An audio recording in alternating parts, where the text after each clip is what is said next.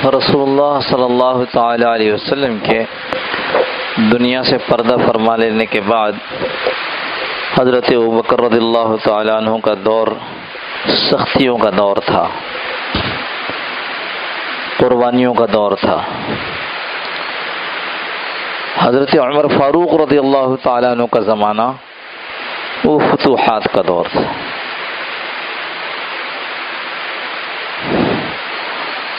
اور تاریخ والوں نے تو لکھا ہے کہ 22.5 لاکھ مربع میل پر حضرت عمر رضی اللہ عنہ کی حکومت تھی، یا مسلمانوں کی حکومت تھی، جو کہو۔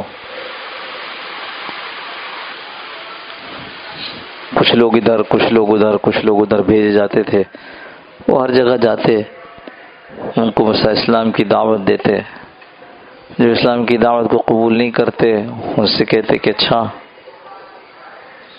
آپ ایسا کرو، اگر ہماری دعوت کو قبول نہیں کرتے ہو تو ہمیں ایک موقع دو اپنے ساتھ رہنے کا، جس کو ہم صلح کہتے ہیں، اپنے ساتھ رہنے کا۔ آپ کو شاید یہ بات معلوم ہو کہ پرانے زمانے میں شہر جو ہوتے تھے جنہیں فتح کیا جاتا تھا یا جن پہ بادشاہت کی جاتی تھی، وہ شہر دیواروں والے ہوتے تھے، فصیلوں والے ہوتے تھے۔ تو پھر مسلمان کیا کہتے تھے؟ مسلمان یہ کہتے تھے کہ اگر تمہاری دعوت کو قبول نہیں کرتے ہو تو پھر ہمیں یہ موقع دو کہ ہم تمہارے ساتھ رہیں گے۔ اور اس ساتھ کے دو طریقے، دو شرط ہوتی تھی۔ ایک یہ کہ آپ ہمیں جزیہ دو گے، آپ ہمیں جزیہ دو گے، ٹیکس دو گے، اور یہ جزیہ اس بات کے لیے ہوگا کہ ہم آپ کی حفاظت کریں گے، آپ کی فوج نہیں ہوگی، آپ کی فوج نہیں، ہم آپ کی حفاظت کریں گے۔ اور ایسے واقعات ہوئے کہ جب مسلمانوں کو کسی وجہ سے علاقہ چھوڑنا پڑا، جس کو کہتے ہیں نا اسٹریٹجک ریٹریٹ، یعنی اپنی پسپائی کسی پلان کے تحت، کسی منصوبے کے تحت پیچھے ہٹنا، پسپا ہونا۔ تو جب ایسا موقع آیا تو شہر کے باشندوں کو بلا کر مسلمانوں نے پیسے واپس کیے کہ یہ آپ نے جزیہ دیا تھا، ہمیں ٹیکس دیا تھا اس کام کا، لیکن ہم یہ چھوڑ کر جا رہے ہیں اس لیے کہ ہمارے امیر کا کہنا ہے کہ پہلے اس طرف جاؤ جس طرف جانا ہے، تو اب ہم آپ کی حفاظت کی ذمہ داری نہیں لے سکتے، اور ٹیکس واپس کیا ہے۔ لیکن اس کا اصل مقصد کیا ہوتا تھا؟ مقصد یہ ہوتا تھا کہ جب مسلمانوں کی زندگی کو یہ شہر والے دیکھیں گے کہ مسلمان کیسے ہوتے ہیں، کیسے اٹھتے ہیں، کیسے بیٹھتے ہیں، جس اسلام کی بات کریں یہ اسلام ہوتا کیا ہے، تو وہ خود ہی اسلام کی طرف متوجہ ہو جائیں گے۔ اصل مقصد یہ ہوتا تھا۔ پہلا دعوت دیتے تھے زبان سے، انہوں نے قبول کر لیا، بہت اچھی بات ہے، لیکن عام طور پر قبول نہیں کرتے تھے۔ وجہ کیا ہوتی تھی کہ بادشاہ یا حاکم اس بستی کے اوپر ہوتا تھا، یہ بادشاہ سے بات چل رہی ہوتی تھی، جب بادشاہ اس کو قبول نہیں کرتا تو کوئی قبول نہیں کرتا، اگر بادشاہ اس کو قبول کر لیتا تو سب قبول کر لیتے تھے۔ اس لیے کہا گیا الناس علی دین ملوکہم، کہ جو بادشاہوں کے دین پر لوگ ہوتے ہیں۔ ہاں، ورنہ تو آج ایسا نہیں ہے، آج کے زمانے میں بادشاہ کوئی ہوتا ہے، لوگ کسی اور طرح سے ہوتے ہیں، وہ زمانہ ایسے ہی تھا۔ تو بادشاہ رکاوٹ بنتا، تو یہ کہا جاتا کہ دو باتوں میں سے ایک بات اختیار کرو، یا تو ہمیں اپنے ساتھ رہنے دو، ہم تم سے ٹیکس لیں گے، جزیہ لیں گے، تاکہ تمہاری حفاظت کا انتظام ہم کریں اور لوگ ہماری زندگی کو دیکھیں، یا تو یہ کرو، اور اگر تم اس پر راضی نہیں ہو تو پھر تلوار ہمارے درمیان فیصلہ کرے گی۔ پھر قتال ہوتا تھا۔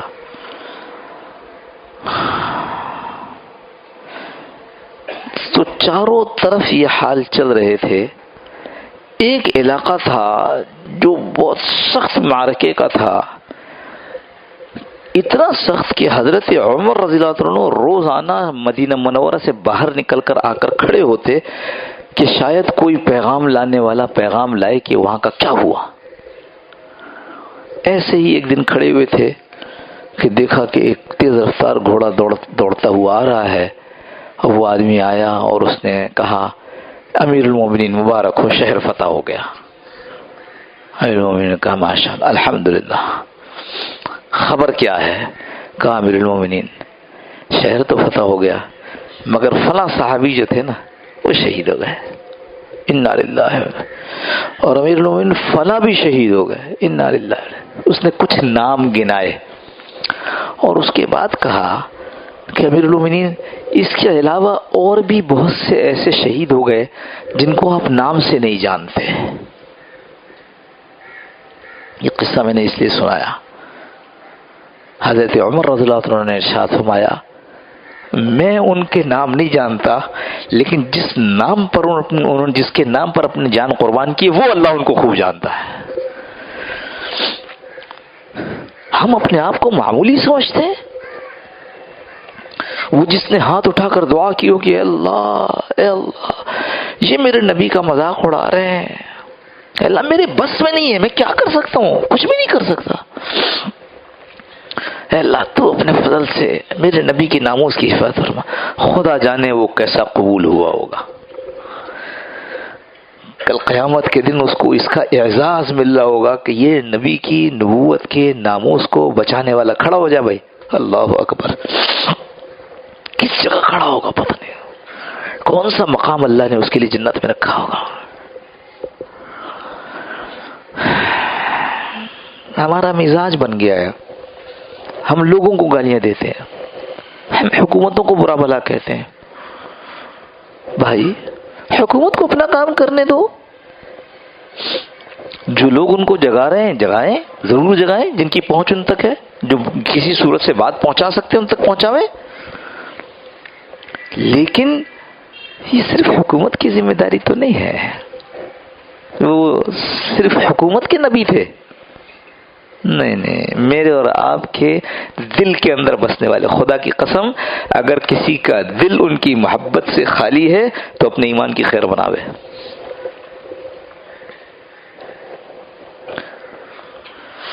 اللہ ان کی محبت کا کوئی ذرہ ہمیں نصیب فرما دے۔ اس واسطے میرے دوستو جب ایسے حالات آویں تو پھر آدمی گپوں میں نہ لگے، جو ہمارا آج گپ کرتے ہیں، باتیں، جس کے پاس ڈرائنگ روم اچھا ہے وہ لوگوں کے ساتھ ڈرائنگ روم میں بیٹھ کر باتیں کرتا ہے اور کہتا ہے کہ جی ایسا ہو گیا ایسا ہو گیا۔ جس کے پاس یہ نہیں ہے، چھوٹے گھر ہیں، وہ پلیا پہ بیٹھ کر اپنے ٹائم اسی طرح ضائع کر رہے ہیں، فلاں ہو گیا ایسا ہو گیا ایسا ہو گیا۔ اور یہ دونوں مل کر تیسرے طبقہ بنتے ہیں، کون سا؟ جو ٹی وی کے ساتھ بیٹھ کر اپنے وقت کو ضائع کر رہا تھا۔ میرے دوستو اللہ بہت بڑے، اللہ بہت بڑے، جس نے یہ سوچ کر کے ساری کائنات کا مالک، خالق، کنٹرول کرنے والا وہ ایک اللہ ہے، تو پھر اس نے تو ضرور اپنی دعاؤں کے اندر اس کا اہتمام کیا ہوگا۔ اللہ رب العزت ارشاد فرمایا یا ایھا الذین آمنوا اتقوا اللہ وابتغوا الیہ الوسیلہ، اب وسیلہ بھی اختیار کرو اللہ سے مانگنے کا۔ وہ کیا ہے؟ 2 رکعت نماز ہے، وسیلہ ہے، یہ سبب ہے، روزہ سبب ہے، رو رو کر مانگنا سبب ہے۔ اس لیے مجھے جب کسی نے خبر سنائی تو اس طرح سنائی، میں ذرا چونکہ اخبار پڑھتا نہیں ہوں اور ہم ٹیلی ویژن والے لوگ نہیں ہیں، تو مجھے جس کسی نے اس دن خبر سنائی اس نے کہا ایسے سنا، اس نے کہا اللہ کا شکر ہے، اللہ کا شکر ہے، اللہ کا شکر، اللہ نے میری سن لی، میرے نبی صلی اللہ علیہ وسلم کی ناموز پر جو منصوبے بن رہے تھے اللہ نے اس کو خاک میں ملا دیا۔ اسی مسجد کا نمازی ہے، اتنی طبیعت خوش ہوئی، اے اللہ ہم سب کو ایسا بنا دے جب دنیا آخرت کا کوئی مسئلہ آئے تو جیسے نبی تیری طرف متوجہ ہوتا تھا ایسے ہی ہوتا تھا نا۔ اللہ کے نبی صلی اللہ علیہ وسلم نے جس وقت میں بدر کا موقع آیا تو کیا ہوا؟ وہ سامنے دشمن آ کر کھڑے ہو گئے، وہ پہلے پہنچ گئے تھے، ان کے پاؤں کے نیچے زمین اچھی، مسلمانوں کو جو جگہ ملی ان کے سامنے وہ ریت والی، جس میں پاؤں نہ صحیح چل سکے۔ آپ صلی اللہ علیہ وسلم نے ان سب چیزوں کی طرف کوئی دھیان نہیں دیا۔ کیا کیا؟ ایک چھوٹا سا عریش چھپر بنایا گیا، اللہ کے نبی صلی اللہ علیہ وسلم وہاں نماز میں اور دعا میں مشغول ہو گئے۔ روایت ہے ابو بکر آتے ہیں، دیکھتے ہیں کہ اللہ کے نبی بھی کس حال میں، دیکھا کہ وہ دعا مانگ رہے ہیں، دعا مانگ رہے ہیں۔ اللہ کے نبی صلی اللہ علیہ وسلم اللہ ضرور مدد کرے گا، اللہ ضرور مدد کرے گا۔ چلے گئے، پھر واپس آئے، اللہ کے نبی کے سال میں دعا مانگ رہے، اللہ کے نبی، اللہ ضرور آپ کی مدد کرے گا. اور اللہ کے نبی کیا مانگ رہے؟ روایت ہے دیکھو، میں بار بار کہتا ہوں معاش نہیں مانگتے. یہ پتہ نہیں، اس پہ انشاءاللہ اگلے جمعے کو بات کریں گے، اللہ نے چاہا تو، زندگی رہی تو. اللہ کے نبی کہہ رہے ہیں اللہ اگر آج یہ مٹھی بھر جماعت ہلاک ہو گئی، مر گئی، تو اللہ قیامت تک تیری عبادت کرنے والا کوئی نہیں ہوگا.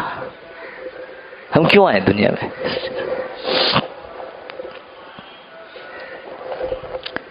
اب کیا ہوا؟ ساری رات روتے گزار دی اللہ کے سامنے. اور یہ کیا ہوا؟ رات بارش ہو گئی.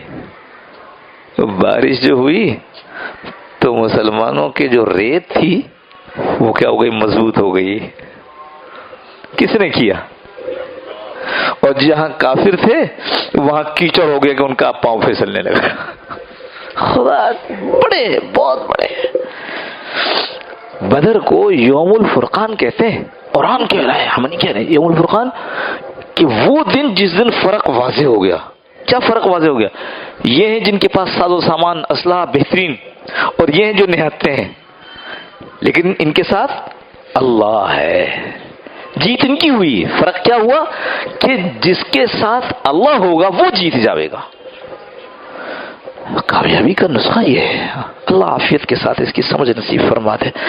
اپنا انفرادی مسئلہ ہو، اپنا اجتماعی مسئلہ ہو، اپنے معاش کا مسئلہ ہو، اپنی تجارت کا مسئلہ ہو، اپنے رزق روزی کا مسئلہ ہو، اپنے مذہب کا مسئلہ ہو، فَفِرُّوا إِلَى اللَّهِ، دوڑو اللہ کی طرف کہ اللہ یہ سب تو نے اپنے ہاتھ میں رکھے. تو نے اپنے ہاتھ. میں نے قصہ سنایا تھا نا آپ کو، یہ سبب جو نظر آتا ہے نا، اس سبب کے پیچھے اللہ ہے. اللہ نے سبب کے پردے میں اپنے کو چھپایا ہے تاکہ امتحان ہو. اور میں نے آپ کو قصہ حال فی الحال کا سنایا تھا نا کہ میں اور میرا بھائی بیٹھے تھے اور مسجد کے اندر، اور ہم نے دیکھا کہ وہ دور جو مسجد میں ہال ہے بڑا والا، اس کے اندر 2 کرسیاں چلی جا رہی ہیں. اسے سنایا تو تھا آپ کو، یہی سنایا تھا، بھول گئے. تو میرے چھوٹے بھائی نے مجھ سے کہا کہ بھائی جان یہ دیکھیے. اچھا تو ہم نے بھی دیکھا، ایک ہوتا نا ہوا چلی تو کرسی ہل گئی نا، کرسی ایسے بالکل اور یوں چلی جا رہی ہے. میں بھی حیران، میں نے کہا بھائی تو عجیب بات ہے، کرسیاں چلی جا رہی ہیں. ہم اٹھ کر کے اندر گئے تو دیکھا کہ وہ کرسیاں ایک دری پہ تھی، ادھر کونے پہ بیٹھا ہوا آدمی دری کھینچ رہا تھا. مجھے بتاؤ، دری کھینچنے والا نظر نہیں آ رہا، کرسیاں ہلتی نظر آ رہی ہیں. اللہ نے اپنے آپ کو سبب کے پردے میں ایسے چھپایا ہے. یہ مثال اس لیے دیتا ہوں کہ مثال سمجھ میں آ جاتی ہے فوراً. اللہ نے ایسے اپنے آپ کو، ورنہ کنٹرول، تصرف اس کا، خدا کی قسم اس کے بغیر دوا شفا نہیں دے سکتی. ہسپتالوں میں جا کر دیکھ لو، رپورٹ برابر ہے، اس کو دوا اثر کر گئی، اس کو نہیں اثر کرتی. کیوں؟ اللہ کا حکم نہیں تھا. اسلحے سے فتح نہیں ملے گی، اللہ کے حکم سے ملے گی. روٹی سے پیٹ نہیں بھرے گا، اللہ کے حکم سے پیٹ بھرے گا. اللہ کی اس لیے جب روٹی کھا رہے ہو تو کیا ہو، یہ خیال ہو کہ روٹی تو کھا رہا ہوں لیکن پیٹ اللہ بھریں گے. اللہ کے نبی صلی اللہ علیہ وسلم آپ فرما رہے ہیں کہ آخر زمانہ آئے تو کہیں پہاڑوں میں چلے جانا، اس فتنوں سے بچنا، شہروں کے فتنوں سے. کہیں جنگل میں چلے جانا، کسی درخت کی کھو میں بیٹھ جانا. تو اللہ کے نبی اگر ہم پہاڑوں پر چلے گئے تو کھائیں گے کہاں سے؟ وہ تو شہروں میں ہمارے کھانے پینے کا انتظام ہے، دکانیں، تمام چیزیں یہاں ہیں، کاروبار، ملازمت سب تو یہاں ہے. تو اللہ کے نبی صلی اللہ علیہ وسلم نے فرمایا جو آدمی اپنے ایمان کو بچانے کے لیے اس وقت پہاڑوں کے اوپر چلا جائے گا، جنگل کی میں کسی درخت کی کھو میں جا کے بیٹھ جائے گا، وہ وہاں کہے گا سبحان اللہ، الحمدللہ، لا الہ الا اللہ، اللہ اکبر. اللہ اس تسبیح کی برکت سے اس کا پیٹ بھر دیں گے. فعال لما یرید، جو چاہتا ہے کر کے دے. فعال ایک ہے نا، فاعل کام کرنے والا، فعال جو چاہتا ہے، لما یرید جو ارادہ کرتا ہے کر کے رہتا ہے، اس کام کو کر کر رہتا ہے. اس لیے اپنے تعلق کو اللہ سے مضبوط کیا جائے، اور اللہ سے تعلق صرف ایک طریقے سے مضبوط ہوتا ہے، اور وہ ہے رسول اللہ صلی اللہ علیہ وسلم کی سنت زندگی. جو سنت زندگی کو جتنا اختیار کرے گا وہ اللہ کے ساتھ تعلق کو اتنا ہی مضبوط کرتا چلا جائے گا. اور سنت زندگی کیسے آتی ہے؟ جب سنت والوں کے ماحول میں رہیں گے، اللہ والوں سے دوستیاں، اللہ والوں کی صحبتیں، پیر مشائخ علماء کے ساتھ اٹھنا بیٹھنا، تبلیغ والے اہل دعوت کے ساتھ اٹھنا بیٹھنا، تو اس سے کیا ہوگا؟ سنتوں کا شوق پیدا ہوگا۔ بلکہ ہمارے بزرگوں میں سے کسی نے عجیب بات کہی کہ دین پر چلنا جو ابھی مشکل لگتا ہے، اگر دینداروں کے ساتھ رہو گے تو دین پر چلنا آسان ہی نہیں، لذیذ ہو جائے گا، پھر اس کے بغیر چین نہیں آئے گا۔ اللہ عمل کی توفیق نصیب فرما دے۔ اللہم صلی علی سیدنا مولانا محمد النبی الامی وعلی آلہ وصحبہ وسلم کثیرا کثیرا۔